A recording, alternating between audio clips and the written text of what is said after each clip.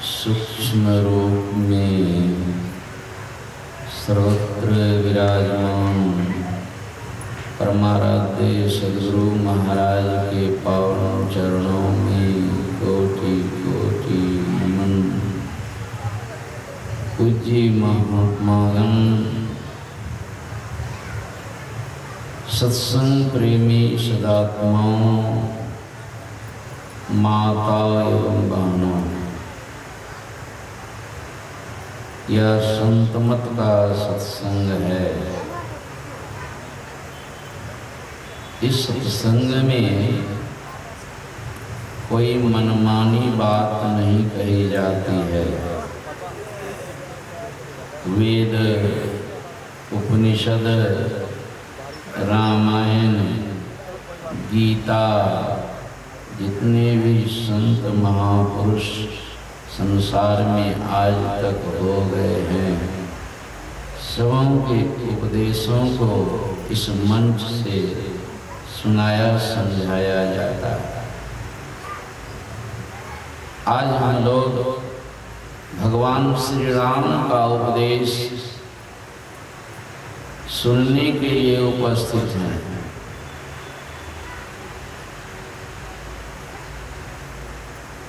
राम जी ने अपनी प्रजा को जो उपदेश किया,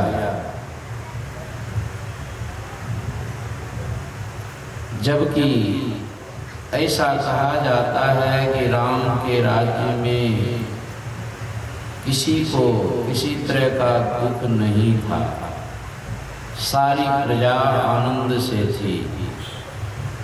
दैविक भौतिक तापा राम राज्य काहू नहीं व्यापा। अभी सुन रहे थे, बाढ़ के कारण बिहार में बहुत लोग दुखी हैं। राम के राज्य में ऐसा नहीं होता। दैविक प्रकोप नहीं होता। बाढ़ और भूकंप से किसी को कोई कष्ट नहीं होता था। किसी प्राणियों के द्वारा दूसरे प्राणी को भी दुख नहीं होता था। और शरीर में रोग व्याधि भी नहीं होते। यानी दैहिक दुख भी नहीं, दैविक दुख भी नहीं और भौतिक दुख भी नहीं होता था। ऐसा था राम का राज्य। इतना आनंद सुख था उस राज्य में। लेकिन फिर भी राम जी को उपदेश करने की आवश्यकता हो गई। क्यों? इसलिए कि दुख का कारण बना हुआ था। आए नहीं सो जाएंगे। राजा रंग फकीर एक सिंहासन चढ़ी चले, एक बंधे जात जंजीर। यही चक्र था। राम जी देख रहे हैं, जब तक प्रजा हमारे राज्य में है तब तक तो ठीक है, लेकिन एक ना एक दिन हमारी प्रजा शरीर छोड़ करके चली जाएगी। शरीर छोड़ करके हमारी प्रजा जहाँ जाए वहाँ भी कोई दुख ना हो, इसी की चिंता राम जी को है। आजकल के राजा को कोई चिंता नहीं। जीते जी जितना सुख सुविधा दे दें तो दे दें, मरने के बाद तुम कहाँ जाओ इसकी कोई चिंता। आजकल के माता पिता को भी कोई चिंता नहीं है। हाँ, जब तक नजरों में संतान है, पुत्र परिवार है, तब तक अपने नजरों में सुखिया देखना चाहते हैं और भरपूर कोशिश भी करते हैं। फिर भी जो है देखते हैं कि हमारे नजरों में भी हमारे परिवार के लोग दुखी हैं और हमारा परिवार, हमारा संतान जो है मर करके कहाँ जाए इसकी चिंता आजकल के माता पिता को भी नहीं है, मर करके।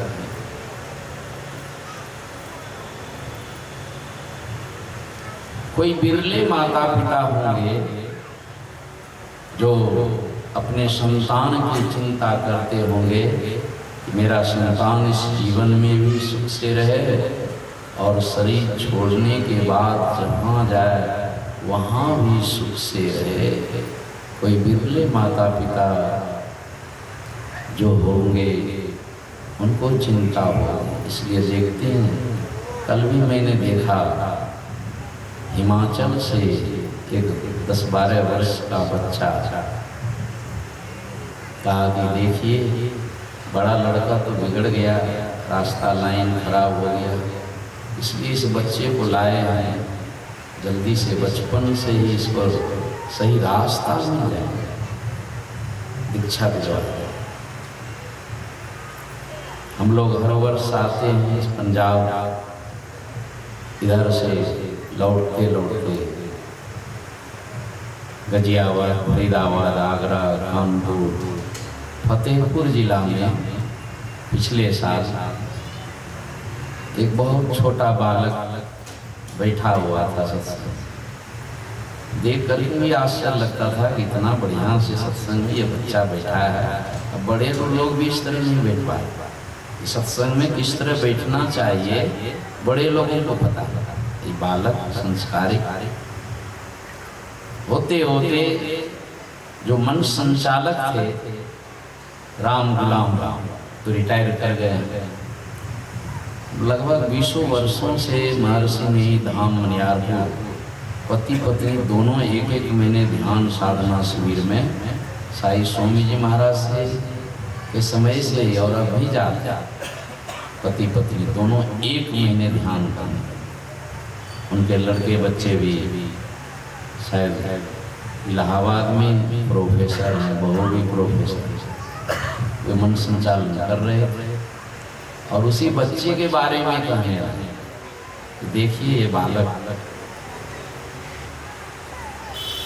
सत्संग सुना, इसके अंदर में हलवली मच गई कि मुझे जल्दी दीक्षा दिला। छोटा बच्चा मुझे जल्दी छटपट कर कहा कि ठीक है, कोई महात्मा आएंगे तब तुझे दीक्षा दिला देंगे। कुछ महीने के बाद महात्मा जी पधारे, अब दीक्षा उनको दी जाएगी। तब तक जो है उस बालक के अंदर में देखिए क्या संस्कार है। वे अपने दादाजी को कहते हैं, दादाजी आप तो इतने बूढ़े हो गए हैं, आप अभी तक दीक्षा नहीं लिए हैं, आप भी मेरे साथ ले लीजिए। दादाजी लज्जित हो गए कि उनको पोता उनको कह रहा है दीक्षा लेना। तैयार हो गए, दोनों एक साथ दादा पोता ने दीक्षा, दोनों को खड़ा भी करवाए। दादाजी बैठे थे, यही है दादा। ये संस्कार हरेक के अंदर में आ जाए, हरेक का कल्याण होगा। बड़े भाग्य मानुष तन पावा, मनुष्य शरीर जो मिला है बड़े भाग्य से मिला है। देवी देवता भी तरसते हैं मनुष्य शरीर में आने के लिए। सुर दुर्लभ सब ग्रंथे गाए। और मनुष्य शरीर मिल गया है, बचपन जवानी समाप्त, बालापन गेले खेल कूद में 12-15 साल ऐसे ही चलते।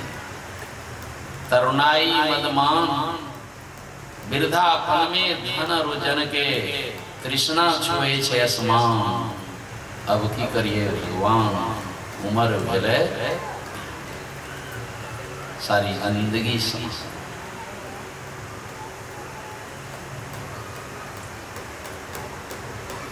कबहू न कैलो साधु संगतिया, ना सुनलो कछु ज्ञान। कबहू न कैलो गुरु भगतिया, केना को होते कल्याण।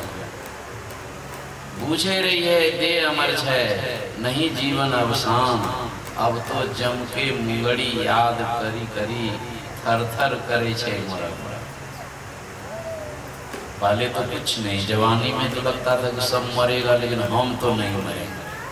बूझे रही है दे अमर है, लेकिन धीरे धीरे तो शरीर में, घुटना में, कमर में दर्द शुरू होता है, शरीर लाचार हो जाते हैं, चलना फिरना बंद हो जाता है। तब उनको होश आता है, लगता है कि शरीर अब नहीं रहेगा। मौत को देखता है,